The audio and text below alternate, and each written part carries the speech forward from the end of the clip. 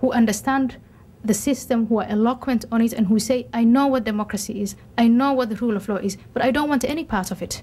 I want to follow the Quran and the Sharia, and I'm convinced more by that. And I think that it's time that we really face up to that and understand it and tell these kids, well, the system that you long for has been tried and tested, and it's a bad one. I mean, just a quick follow-up on my first question. I mean, where I was going with my first question is, what is your assessment of the contribution that the West has made to the kind of despotism that you're talking about in Muslim societies in Africa and elsewhere in the Muslim world? The West, the British, when they came to Africa and to Muslim countries, and the French, when they came, they did a lot of horrific things, yes. They colonized, they took away resources, they enriched themselves, and so on and so forth. That's one side of the story. Another side of the story is they left, where they stayed long enough, education systems, for example, which I attended and you attended, where we learned to read and write, where we took note of the vocabulary of fighting for a better place and improvement of social lives. And I think that makes what the West has done or has not done more complex. And I'm not making an excuse for the atrocities that white people being in Africa have committed. I'm only saying let's appreciate what those white people who reacted to that have accomplished. And that the search for individual freedom and the building of institutions to ensure that those freedoms are held in place, that is something that may have been founded here, may have been established here, but that these are universal things.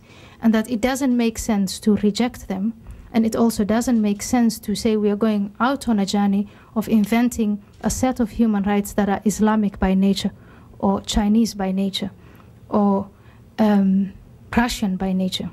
Unfortunately, they've been there before. There's nothing original we can find in that. What we can do is we can, perhaps like the Japanese have done, hang on to whatever it is that is important in our cultures, like the Japanese have done, but try and copy that as fast as we can and catch up. We drive in cars, we fly in airplanes, you're wearing a suit, I'm wearing in something designed by a middle-aged white man. But why do we reject the values so deeply? I mean, I want to follow the Prophet Muhammad as a moral guide, but today in the 21st century, 3/4 of what he said doesn't make sense. It just doesn't. I mean, it's taking us to a precipice. That's my message. I'm not saying that we have to make excuses for what Westerners and white people have done wrong. That's history, and it's all open. We are not open about our history.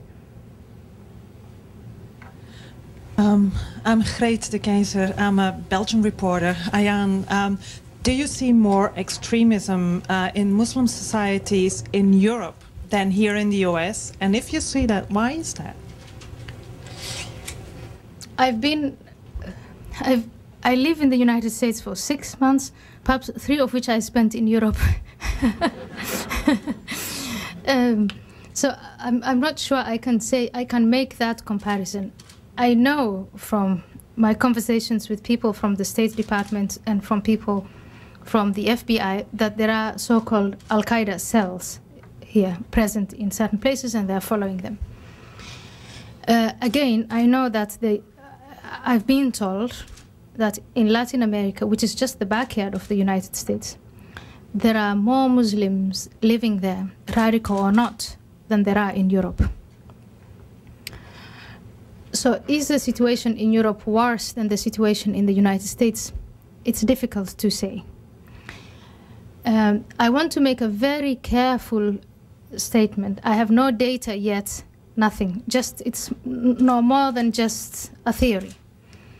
And that is the radical Muslims that we see in Europe have a profile in which they are very young, very enthusiastic, and want to get to the utopia of the caliphate as soon as possible, preferably through terrorist attacks. The radical Muslims we see in the United States are more sophisticated, have more money, have more time, and have understood that it pays very patiently go to the universities, the schools, the justice system, the media. They invest a lot in it. They want to get to the caliphate as well, but by means of persuasion.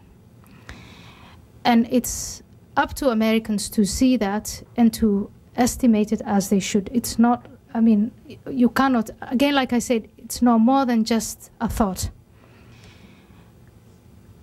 In both Europe and the United States, and by the way, also in Islamic nations, military means and police means are not the only answer. They're just part of the answer, and they only address the most urgent questions. What we need to do is to define together what exactly is it that we are against. What is a threat to the system of liberal democracies, the open society?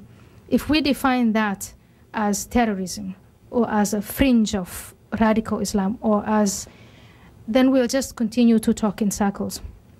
If we define it as this is the philosophy, the way of life, the concept or the recipe that Islam defined as submission to the will of Allah, contained in the Quran, left by the Prophet Muhammad, and now being used by the bin Ladens of this world, if we define it as such, then I think that it is not going to be, it may be less difficult than we think to convince individual Muslims that that may not be the best way to go.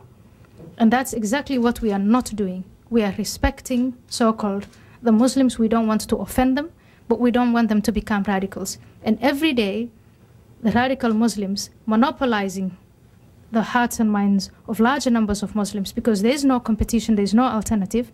We wake up to more and more people being convinced that that's the best way to go. Days.